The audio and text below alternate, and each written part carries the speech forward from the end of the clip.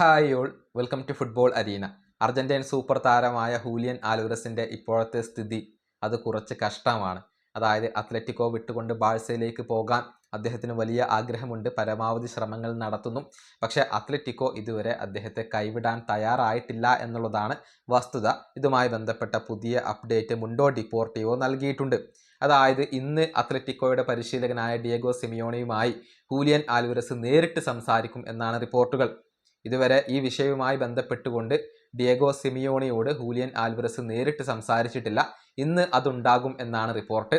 തനിക്ക് ബാഴ്സയിലേക്ക് പോകണം എന്നുള്ള കാര്യം നേരിട്ട് ഡിയേഗോ സിമിയോണിയെ ഈ സ്ട്രൈക്കർ അറിയിക്കും എന്നാണ് റിപ്പോർട്ടുകൾ. പക്ഷേ അത്ലറ്റിക്കോ മാഡ്രിഡിന് ഇപ്പോഴും താരത്തെ കൈവിടാൻ താല്പര്യമില്ല എന്നുള്ള കാര്യം കൂടി മുണ്ടോ ഡിപ്പോർട്ടിവോ നൽകിയിട്ടുണ്ട്. അതായത് ഹൂലിയൻ ആൽവരസ് ഡിയേഗോ സിമിയോണിയുടെ പ്ലാനുകളിൽ ഇപ്പോഴും ഉണ്ട്. പ്രധാനപ്പെട്ട സ്ട്രൈക്കർ ആയിക്കൊണ്ട് സിമിയോണി പരിഗണിക്കുന്നത് ഹൂലിയൻ ആൽവരസിനെ തന്നെയാണ്. അതുകൊണ്ട് തന്നെ ഈ താരത്തെ കൈവിടേണ്ടതില്ല എന്ന തീരുമാനത്തിൽ നിന്നും ഇതുവരെ അത്ലറ്റിക്കോ പിൻവാങ്ങിയിട്ടില്ല എന്നാണ് മുണ്ടോ ഡിപ്പോർട്ടിവോ കണ്ടെത്തിയിട്ടുള്ളത്. ഹൂലിയൻ ആൽവരസ് നിലവിൽ അത്ലറ്റിക്കോയിൽ ട്രെയിനിങ് നടത്തുന്നുണ്ട്.